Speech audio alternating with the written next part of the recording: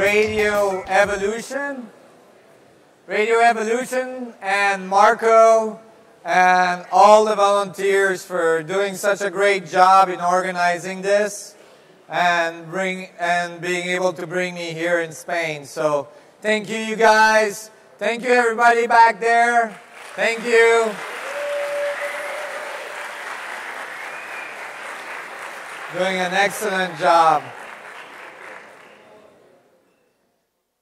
So let's go back to our presentation.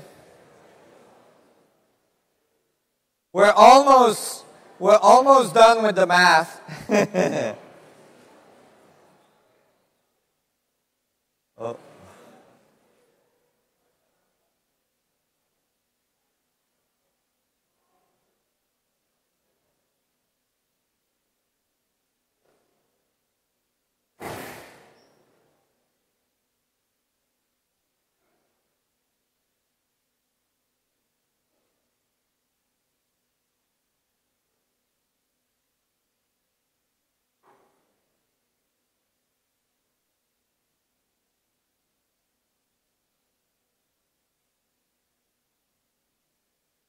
Okay, so did you all experience your vacuum self during the break?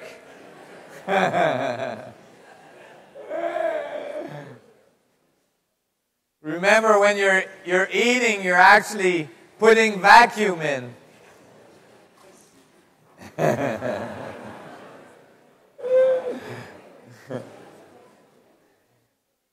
This, in one way, I'm not kidding, because this might be, you know, there's Brahmins and masters that have now come forward that have not been eating for many, many years. And when I was in the van, I barely ate for years. And, you know, there might be ways that you can bypass the material world and get in and pull the energy directly out of the vacuum, out of the structure of space-time. This may explain why these people can do that. But let's get on with the presentation. So now, after the scaling law, we see that, you know, the difference in mass between the proton, the standard proton and the Schwarzschild proton is actually, you know, the result of the standard model omitting to add the force necessary to confine them. As well, you can think of it this way, and that is that how is two protons that are mini black holes would interact with each other? So you can calculate the force between the two protons, two little black hole protons. And that force would be calculated this way in a classical way. So force equals gravitational constants plus the mass square over the radius square. And so here is the gravitational constant, here's the mass of the Schwarzschild proton square, and here's the radius square. And the result is a force of 10 to the 47 dynes. It's very strong. And so in this case, gravity is the strongest force. It holds the atom together.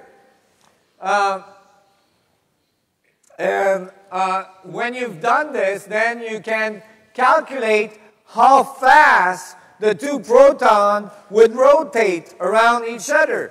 So their velocity, the first thing you have to calculate is their acceleration, how fast it would accelerate around each other. So in high school, you probably learned F equals ma, right? So here is A is the acceleration equals F over m. So we just calculated the force, we calculated the mass, that will equal 10 to the 32 centimeters per second square. So now you have the two protons accelerating around each other very, very, very fast. From that acceleration, you can derive the velocity. So V, velocity, equals 2 multiplied by the square root of the acceleration multiplied by the radius. We calculate, and the result is 10 to the 10 centimeters per second.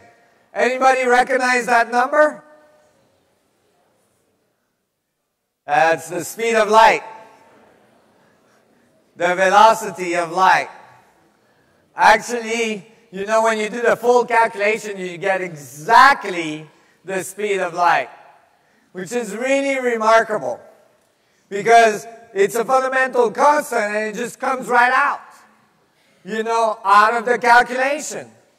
The exact speed of light, right out of nowhere. And it's really remarkable. You can now start to imagine, you can now start to realize that not only are you made of infinite little black holes, but these black holes inside of you are spinning at light, at the speed of light. It's very significant. You know, many masters have come and said, everything is light. Maybe that's what they meant. Everything is spinning at the speed of light. This actually may be why the speed of light is the speed of light. Yeah. And so, you can actually visualize that all of your atoms not only are little teeny black holes, but they're spinning extremely fast. You are a light body. And the reason I'm telling you all this is because, you know, many spiritual people have a tendency to think that in order to be spiritual, you have to escape the material world. And what I'm telling you today, when I'm showing you mathematically, is that the oneness, is that the infinite potential, is that the speed of light, the light body that you are, is not some esoteric thing, but is actually the material world that you're made of. That there is no separation between spirit and matter. It's all the same thing. It's a dynamic of the space itself. It's a dynamic of the vacuum itself. You need not escape the material world. The material world is your gateway to infinity and beyond.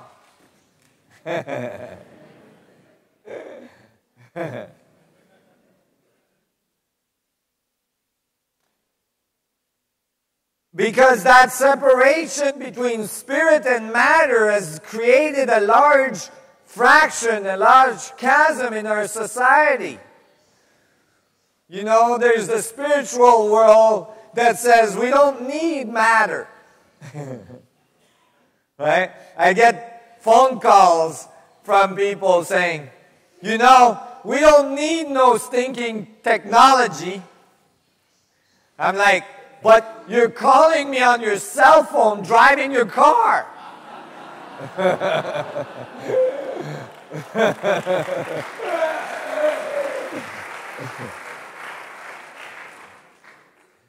And I have the physicist saying, you know, I was in a physics conference and one group of physicists from England came and they were a little bit in shock when they came to this conference because it was a conference in California, and instead of chairs, they had big, you know, exercise balls, you know.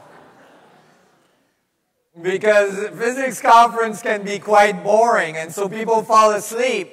But when you were sitting on these balls, you could not fall asleep.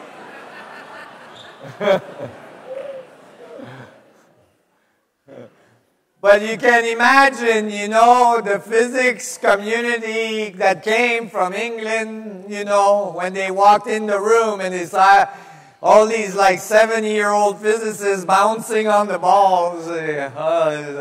Oh, we're in California. And I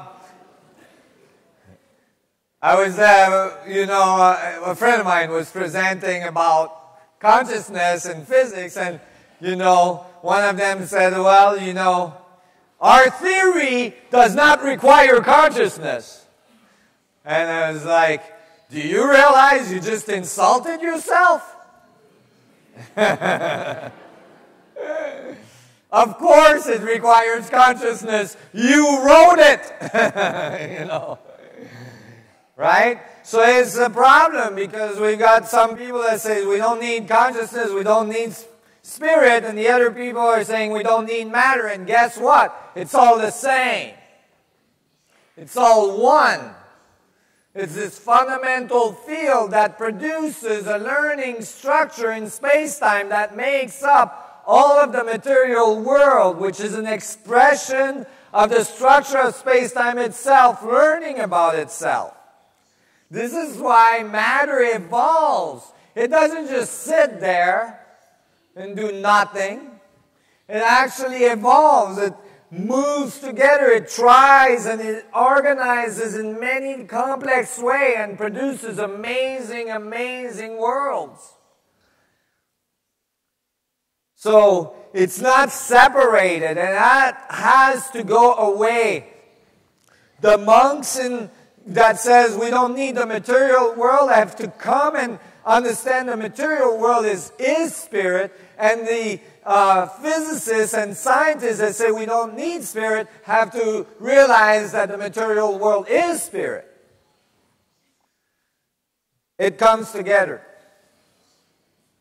What is spirit? Spirit is all of the information of all things present in everything. Right?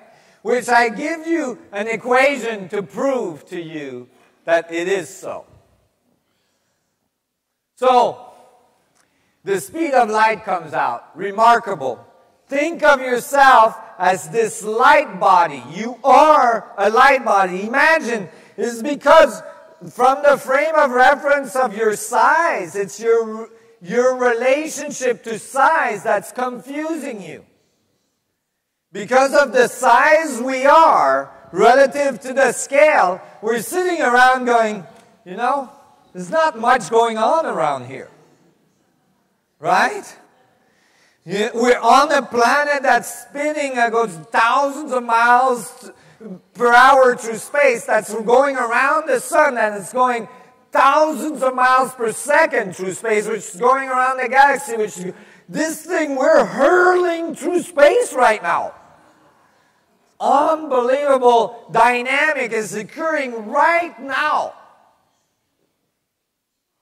And we don't see it because from our perspective it's like, oh yeah, the sun came up, you know. Oh yeah. Kind of going slow, right? And then from our perspective, we see the atom, we say, oh, you know, there's not really much happening there. These things are black holes spinning at the speed of light. Super dynamic world that's embedding the structure of space-time. You know, we teach children that our planet is going around the sun like this, in a circle. That's not the case. We should never, ever, ever teach that to children. In my school, we had a sun. We had this little machine, this little device. We had the sun in the middle with the earth and the moon. And we had like a little thing we turned on the bottom and it would go around like that to show us what the solar system looked like. Did you have that in your schools? This is completely wrong. That would be like saying to children that the earth is flat. It's not true. Why? Because our sun is moving through space at 3,000 miles per second. So as the planets are following the sun, they are making this huge spiral through space. And so after a year of the earth spinning around the sun, we're not anywhere close to where we were a year ago. We're millions, billions of miles away. Every minute, every second is different from the other because the evolution of the coordinates of the space-time manifold is constantly changing. We're never coming back to the same point. The information is constantly changing. We are, through this speed of light interaction of, where the electron appears and disappears and appears and disappears, we are embedding information along that spiral on the structure of space-time, along that path. Can you all visualize that? And so, that if you actually took the earth and you took you on the earth, your body on the earth, you could say that like we could follow that path through space and your DNA is actually embedding information on the structure of space-time all along that path. Do we have any evidence that DNA does that? Yes. It's called phantom DNA. It was discovered by the Russians. It was discovered by accident because there was a scientist that was doing a measurement in a spectrum analysis device, scattering photons off DNA, and he was taking measurements, and he went for lunch. He removed the DNA sample from the device and went for lunch. And when he came back from lunch, I think Russian people like to drink vodka. He forgot that he had removed the DNA strand, and so he continued his experiment. He continued to make measurements. And the measurements were coming out like the DNA was still in the machine. But the strand was not there anymore. So, DNA leaves an imprint on the structure of space-time. Leaves an imprint of information on the structure of the vacuum. You are imprinting information on the structure of the vacuum. This is actually, according to me, why you have memory. Because if you had no memory, you wouldn't have time. Would not exist. Because you couldn't remember anything.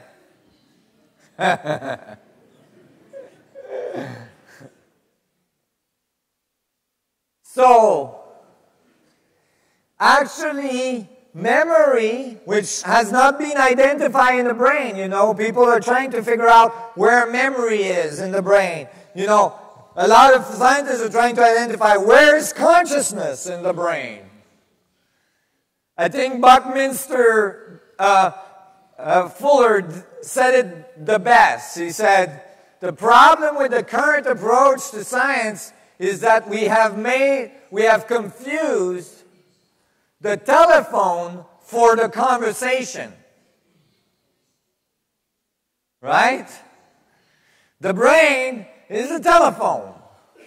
It is not the conversation.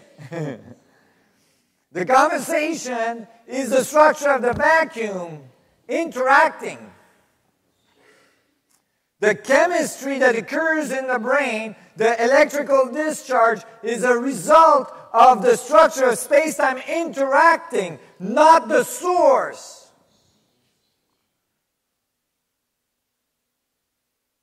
And that's why, if, there is disturbance in our field, in our emotion, then chemistry starts to change in the brain. You can't just change the chemistry of the brain and assume that the problem, the emotional trauma and all this is going to go away, because that's still embedded on the structure of space-time. So using this, I've helped people that had serious trauma try to help them relieve that trauma. Because somewhere it's on the structure of space-time. And so since that actually connects right up to you, in your back actually, right? Since that connects right up to you, then you can have access to that structure along that path.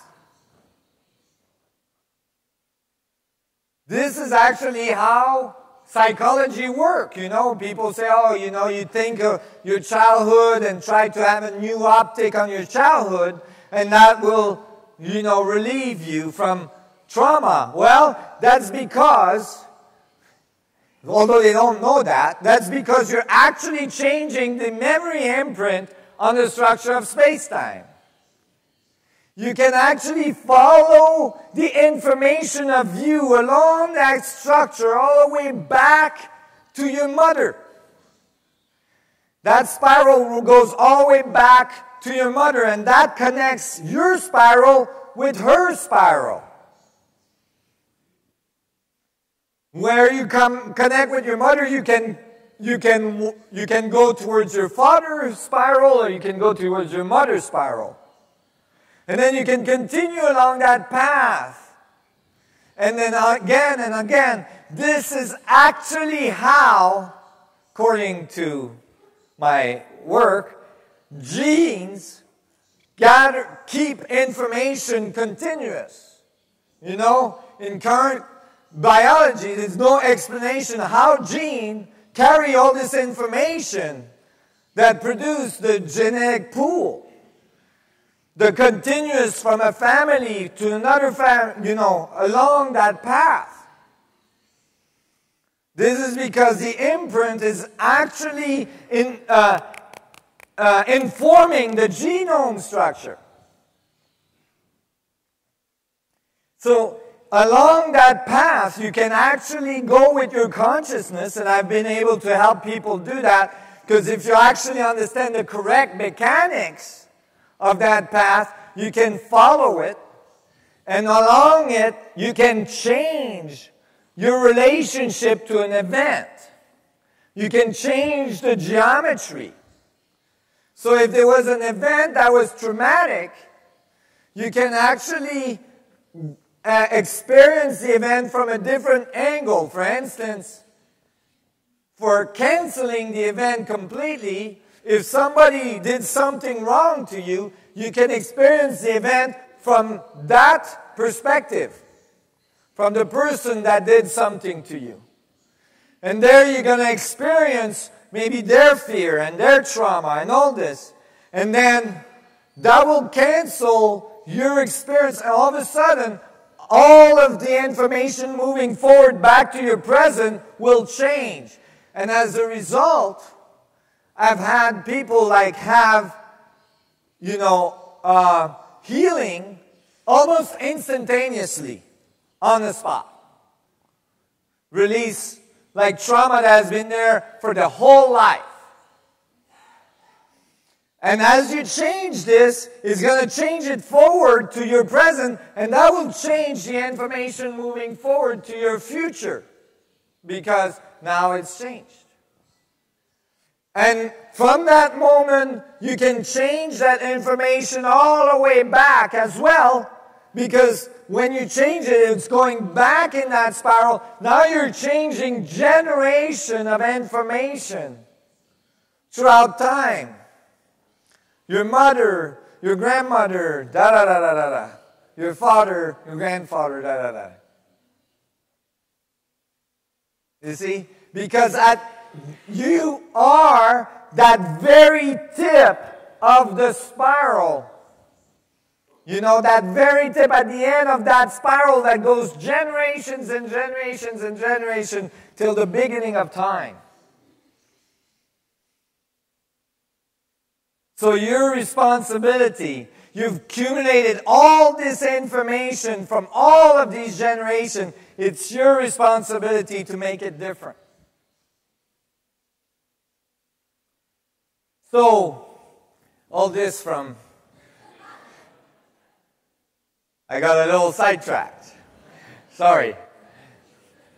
But protons are spinning at the speed of light.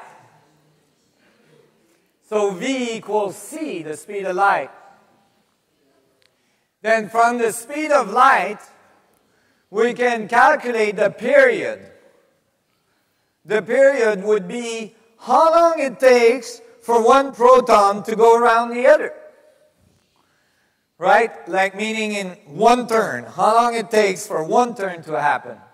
So the period, or t, the time, will be 2 multiplied by pi multiplied by r, right? Because it's one circle, so pi by r, over the velocity, because it's going that speed for one turn.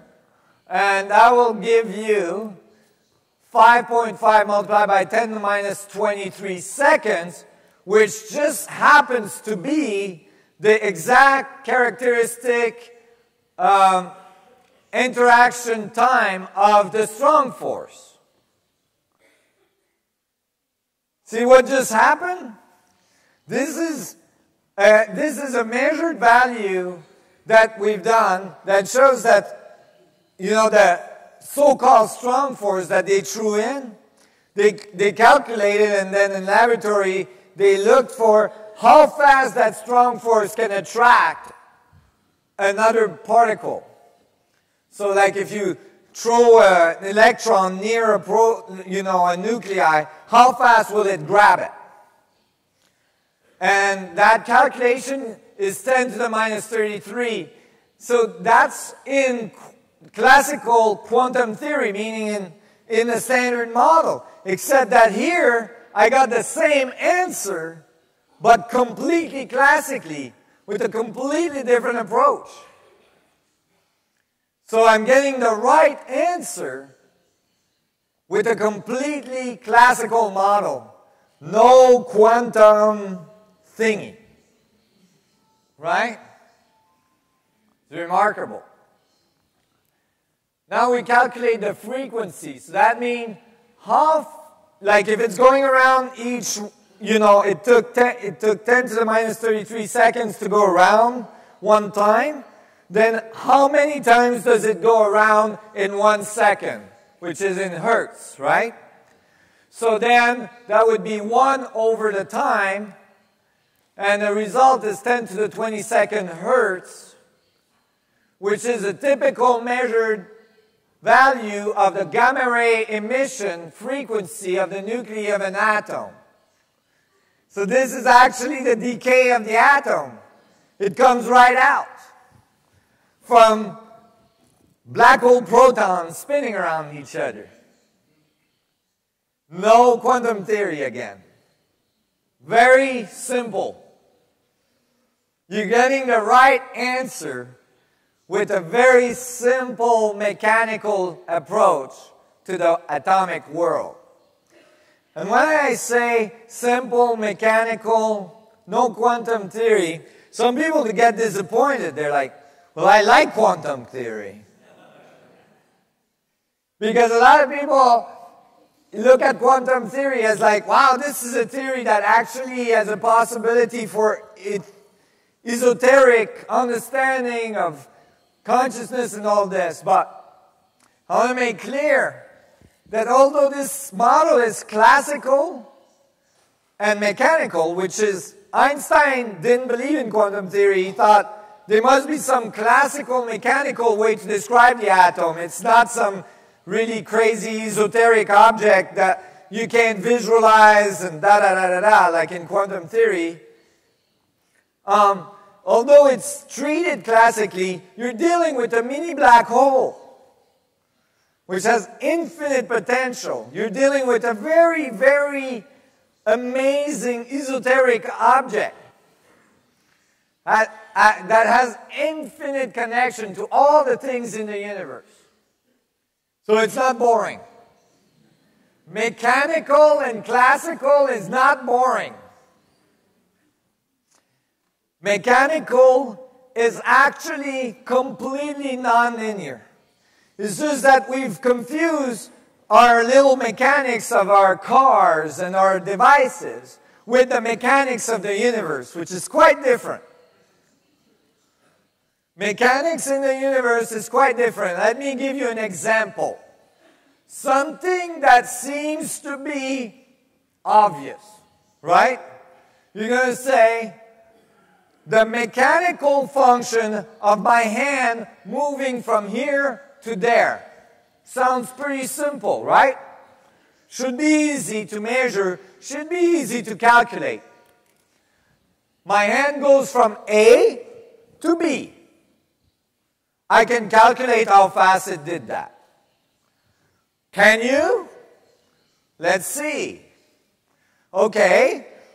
Well, if I close the system, which many of our laws of physics all start with this statement, within a closed system, right? And the laws of entropy, the laws of mechanics commonly start with this. Within a closed system. Then you look in a physics book, closed system. What's the definition? No such thing has ever been found. Oh. Okay. So now, in a closed system, I can calculate my hand when at like 0.1% of a mile per hour moving across from A to B. But if there's no such thing, if everything is embedded into larger, into larger, into larger, into larger, and into smaller, into smaller, into smaller, into smaller, then it's different. If I try to calculate my hand going from A to B now, I have to say, well, while it was going from A to B, the Earth spinned a little bit. So I have to add that, because my hand is not isolated from the spin of the Earth. It's not in a closed system. So I have to add that. Now my hand is already moving very fast. And then I got to say, oh, well, the Earth is spinning around the sun. So I have to add that. And then I have to add the sun is spinning around the galaxy. Oh, my hand is going thousands of miles per second already. Right? And then the galaxy is turning in a cluster, in a cluster, in a supercluster, in a supercluster, in the universe. And the universe most likely is spinning in a larger one, and a larger one, and a larger one. Multiple. Oh, my hand is going at the speed of light.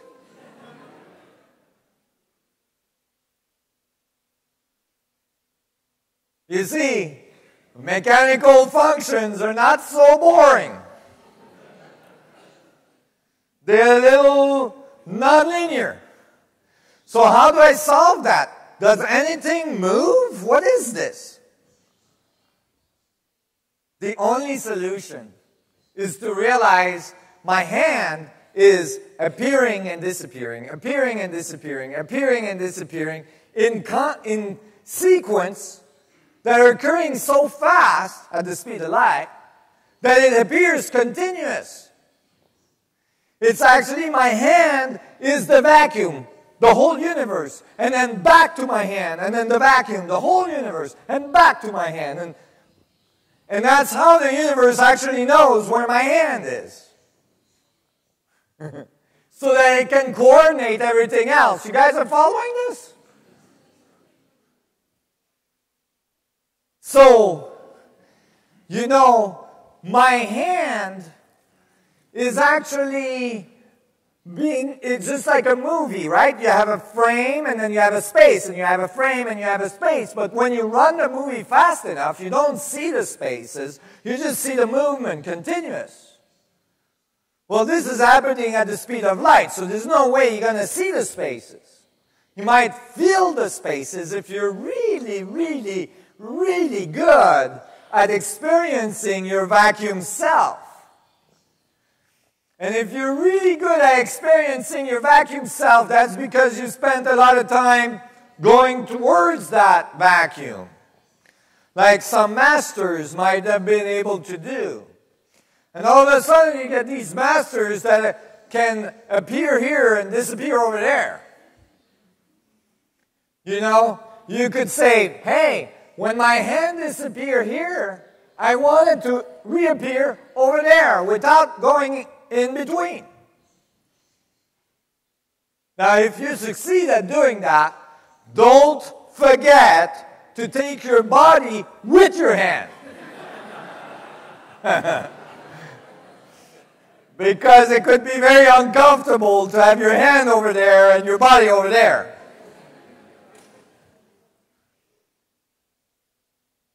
But you know, telekinesis, moving object at a distance, all these things start to make sense. And that's why I was saying mechanical functions are very amazing, very esoteric, very remarkable. They imply infinities, nonlinear function, relationship between all things connected. So, I got sidetracked again. Now, there's another calculation we could do with this model. And that is to calculate the anomalous magnetic moment. The anomalous magnetic moment is called that way because in quantum theory, it's called anomalous because they don't know where the magnetic moment of the atom came from. It's remarkable. You would think we know that. You know, ultimately that means, if you push it a little bit, ultimately that means that if you ask a physicist where does electricity comes from, he can't really tell you. Because he will say it's a charged particle moving through a field, right? Producing an electric field. But if you say, where did the charge come from? The charge of the electron or the charge of the proton? Don't know. Don't know where it came from. So it's called anomalous. Well, what we did is we took a little proton and we did a really, really rough calculation. Okay, we're going to improve on that calculation. I was presenting this to a physicist the other day in Basque Country, and she was saying, why did you do that calculation yet? I'm like, you know, I'm busy. I need help. Please help us. We took our little Schwarzschild proton and we said, we put a little charge on it. And then we calculated how much magnetic field that would create. We took the measured charge, right? And we just stuck it on top of our proton. And so, charge is going to equal, the magnetic moment is going to equal the charge multiplied by the radius multiplied by the velocity over 2. We plug all the numbers in, and the result is 3.17 multiplied by 10 to the minus 26 joule Tesla. The measured value in laboratory is 1.4 multiplied by 10 to minus 26 joule Tesla. Very close. Considering this charge here should be around the whole proton, not just on the point. So we get the right answer for the charge of the atom. Now we can explain that charge comes from the vacuum interacting, producing boundary condition of the black hole atom.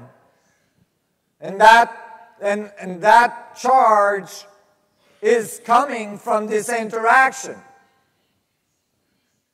So this is very significant because all of a sudden we can extrapolate charge directly out of the vacuum. It's the vacuum that produces charge. Well, charge and spin, right? The two combine, producing the magnetic moment. Does anybody see a possibility here? All of a sudden, we have found the source of charge. And the source seems to be an energy density of 10 to the 93 grams per centimeter cube. Meanwhile, on little planet Earth over here, people are walking around going, dude, there's not enough energy for everybody. We got to fight for it. We got a war. I need that energy. Meanwhile, every single atom in the universe is extracting it directly from the vacuum using spin. This is a possibility for humanity right here to start to understand how to extract energy directly out of the source of energy that produces all of the universe.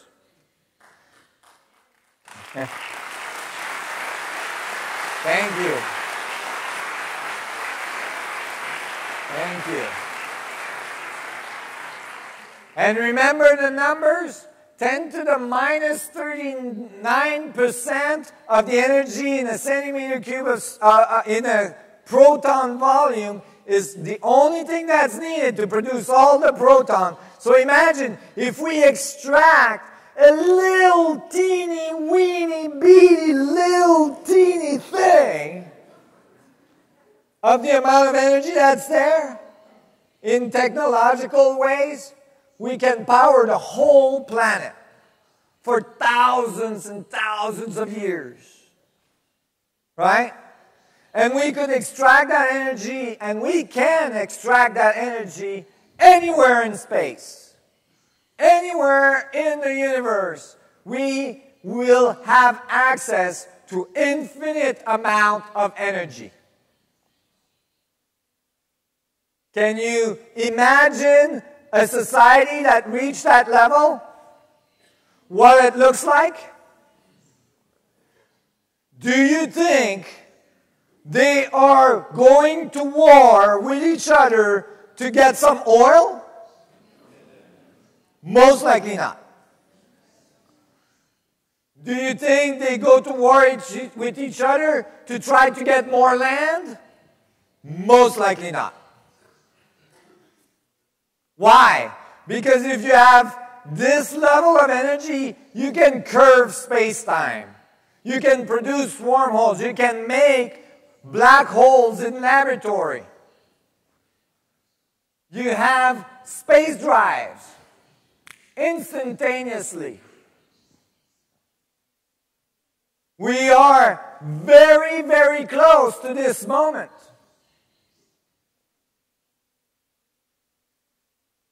You would be surprised what goes on in laboratories around the world.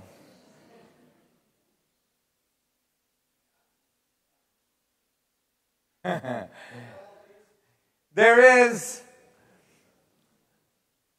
a possibility there that will change our world. We have reached that level in which a society must come off the surface of their planet. Why? Planets are not a good place to hang around for too long. They're not stable. Cosmologically speaking, you got a pretty short amount of time to get your you-know-what together and get off. Right? I'm not the only one saying that anymore, you know. Now, this is the second time it's mentioned. It makes the news every time. Stephen Hawking has been saying we have to get off the surface. The first time he mentioned this a few years ago in Japan, he got in a lot of trouble for saying that. And then he did it again a few months ago. It's crucial. Any society that reaches higher levels of consciousness must as well reach higher level of technology that matches that consciousness. Any society that reaches higher levels of evolution must learn to live free, unattached to a surface in the universe. Because planet change and very little change makes big difference for little humans on it. You know, it's remarkable that we're still here. People don't realize, again, it's a thing of scale. The earth is like a little grain of sand beside the sun. A little teeny weeny thing. And the sun has sun flares. It blows sun flares all the time. And it goes through periods of time where it blows really big sun flares. And the Earth atmosphere is like if you took a billiard ball and you painted a little shellac on it. You know, you just paint it like you paint on your deck, right? That's actually the thickness of our atmosphere. Okay? One sun flare, that's a good one, in the right direction, and the Earth atmosphere just goes, sit. In the solar system, the rest of the planets probably wouldn't even notice. They go, sit. They go, oh, what was that? Oh, that was the Earth atmosphere just went. Oh, okay. Humans down here, though,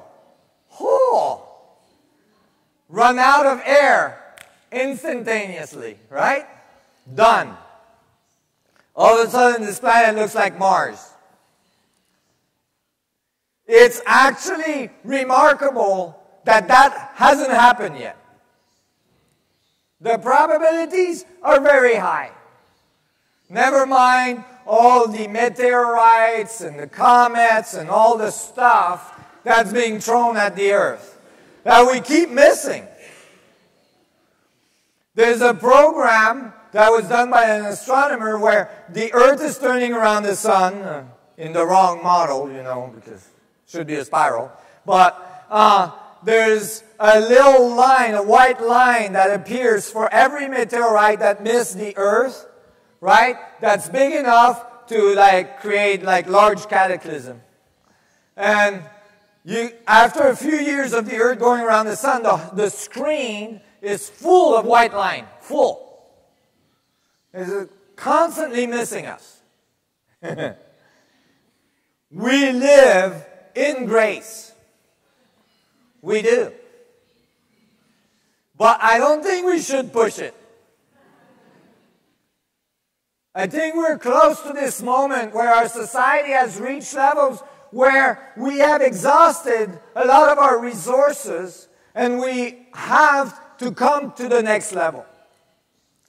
And in order to come to that next level, the only thing we must actually understand and apply is how gravitational field and the structure of the vacuum, the energy at the source of creation, works.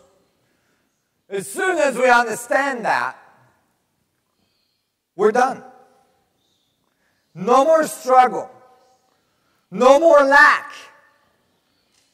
You know, the only reason we war is because we have a lack mentality. That means we think there's limited amount of resources and we got to war for them. So this is on its way. The only problem, the only hic, is will we, as a morphogenic field, be able to actually make that transition? It's a very, very difficult transition. Now, what I'm talking about might sound to you like completely outrageous. You know, it sounds like, is he talking about the Jetsons? Do you guys have the Jetsons? No, okay. You know, it's hard to visualize flying saucers and things, right?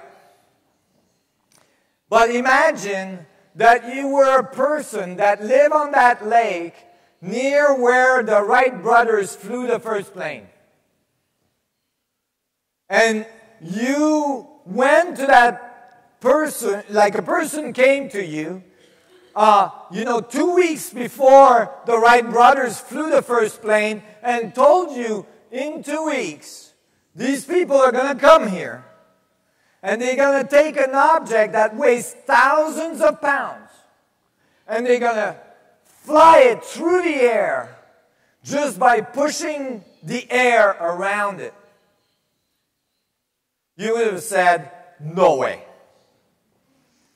No way. And in fact, all of the physics community of the time all said, no way. There's all sorts of articles you can get from that time of very prominent physicists all around the world saying, there's no way you can do that. And for almost 5 years, the physics community around the world said that the Wright brothers flying plane was a hoax. Because all calculations show that you could not do that. It sounded like exactly what I'm talking to you about at the time. It sounded like free energy. The idea that a system can produce enough power in the wind around it to lift its own weight sounded completely outside of the physics possible.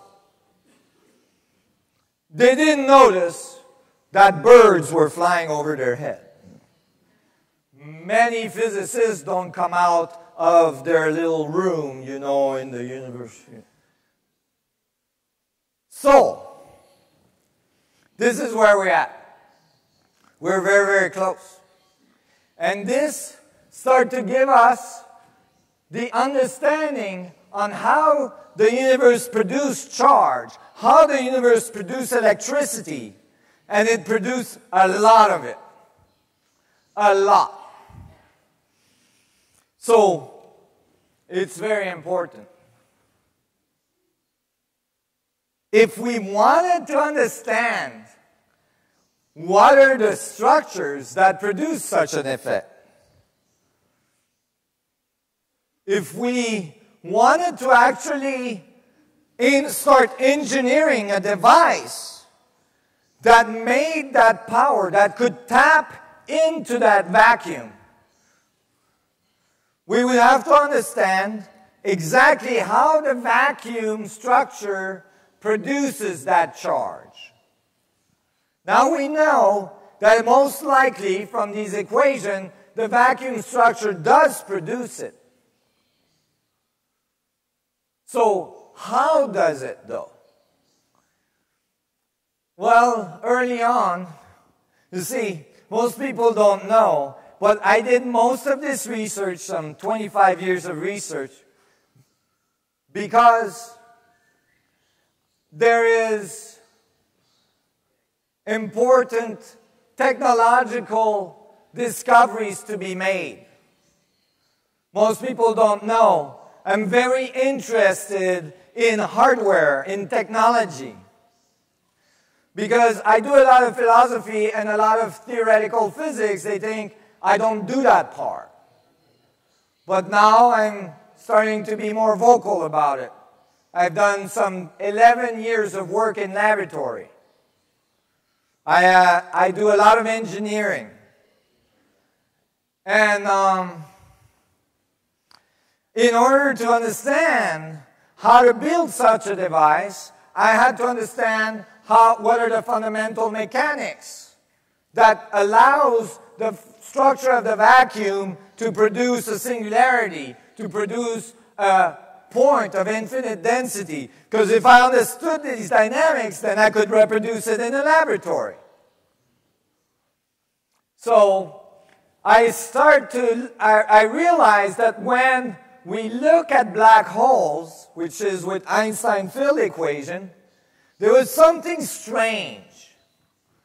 That is, the way we were treating spin, rotation, was not quite right. I realized that what we had done is we had attached a frame of reference to the rotation of the black hole, the rotating metric. What does that mean? The reason why we did this is because when they tried to calculate the dynamics of a spinning black hole with Einstein's equation, they realized that mechanical spin is extremely complicated. It has Coriolis effect, and it has, there is gyroscopic effect and all this, and they wanted to eliminate the complexity. When we do that, typically we miss something very important. So how did they do that? They said, hey, we're going to eliminate gyroscopic effects by attaching the frame of reference to the rotating metric. So what does that mean? Imagine you have a V8 motor here, okay, a large engine. And there's a shaft coming out of the engine. And the shaft is spinning at 5,000 RPM. And you're standing in front of that shaft, and in a great moment of stupidity, you decide to grab onto it. Too much testosterone or something. You will experience gyroscopic effects. You will experience the effects of spin. One of them is going to be your shearing. Shearing will be your skin flying away from you at high velocity. You will experience thermodynamic effect. That would be the smoke coming off your hands. You will experience those things. However, if I grabbed your frame of reference, if I grabbed you at the exact same time as you grabbed onto the shaft and spun you at the same rate, you wouldn't experience any of that. Right? But I could still say I'm accounting for spin because I could count how many times you went around. This is what they did. So what I said is that's not appropriate. We have to stabilize the frame of reference in the structure of the vacuum, meaning the vacuum is the frame of reference. And then the solution to Einstein field equation is different. So this is another paper I published with Dr. Rauscher. She helped me a lot with the math in there because those are much more complicated math, which I'm not going to go through with you today. So don't panic. But Dr. Rauscher and I wrote the math for this. It's the first paper I published. It's called The Origin of Spin. And it adds torque and Coriolis effect to space-time. It says, Einstein said that space-time curves to produce gravity. This new equation says when it curves, it curls. Like water going down the drain, and it produces spin. And so when we did that, then the solution, instead of a black hole looking like a sphere, it looks like a double torus. A torus is like a donut. You guys have donuts? Yeah, good. Whew. If you have two donuts spinning in opposite direction, now you have a double torus. And why is there two spinning in opposite direction? Because this Coriolis effect. One in one direction, the other one in the other. Like there's hurricane and typhoons, right? In the northern hemisphere, they're spinning in one direction, typhoons are spinning in the other. And so now you have this toroidal field instead of this idea that the surface of systems are spherical, they're actually toroidal. And because they're toroidal, now you have a function, now you have the mechanics of feedback. It's expanding and contracting at the same time. Right? For every action, there's an equal and opposite reaction. The universe is expanding and contracting at the same time. Actually, last month was very exciting for me because they found that when they look in one direction, it seems to be contracting, and when they look in the other direction, it seems to be expanding. New data came out. So now they're starting to realize, wait, it's happening at the same time. It's not like the universe expands and then contracts. It's happening at the same time. And this is why you have feedback of information. You can think of this as your light body. You know, with this point in the middle being your heart chakra. And actually, I teach a meditation based on that. And maybe the next time I come to Spain, I can do a weekend workshop, which I call the delegate program, where I can teach this meditation. And that, then you can see that like it comes out of the equator, comes back up to the poles, come out, and every time it comes around, you see what's in the middle of the donut. Space. Right? The vacuum. So, where you see, if this is the new solution to black holes, where the point of infinite density is space, is the vacuum. The vacuum is the infinite density. You all follow this? This is why the vacuum is connecting all the points, is because it can go to the middle. So it's always connected. It's never separated. You are the center of one of those double torus. You can even think of it with like a hole here and a hole here, you know. You get the idea. You can look at it as like the two hemispheres of your brain, you know, with your ears. You put that on the side. Right? So, we are at that point where we find that this interaction here, you see, in order it comes out, the information goes back in, it informs the vacuum in the center, comes back out, goes back in, informs the vacuum in the center. You can think of these as the electron and the positron. It's like every little teeny atoms you're made of is like this. And interestingly, when you look at it from the top, it looks like the I Ching. ancient symbol. And you know, actually, I have a brand new animation. I did an animation of the I Ching. Actually, not the I Ching, I'm sorry. The yin yang.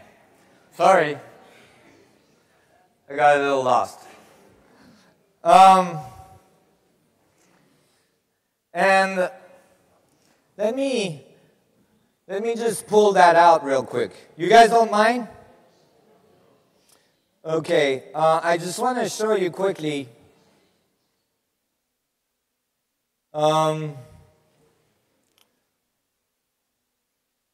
Let's see.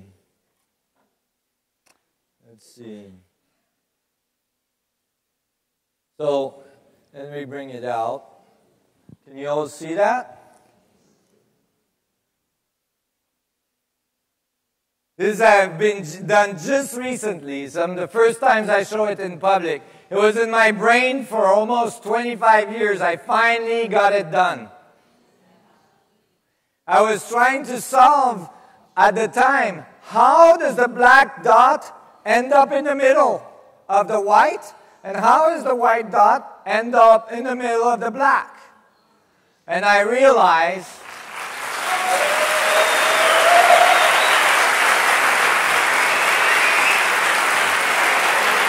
thank you.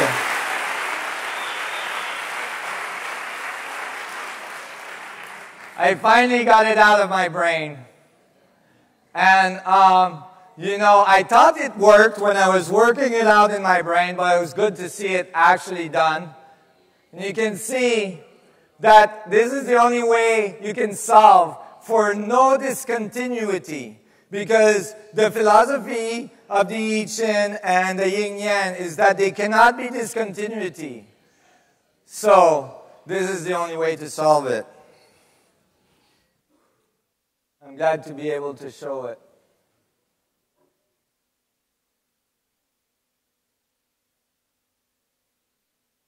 So, we have to go for lunch. So, thank you so much. After lunch, thank you.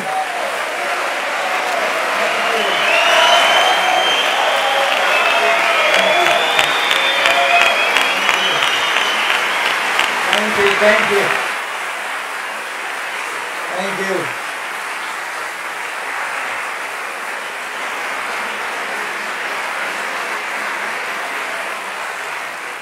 And after lunch, we're going to talk a little bit about ancient civilization. So have a wonderful vacuum lunch.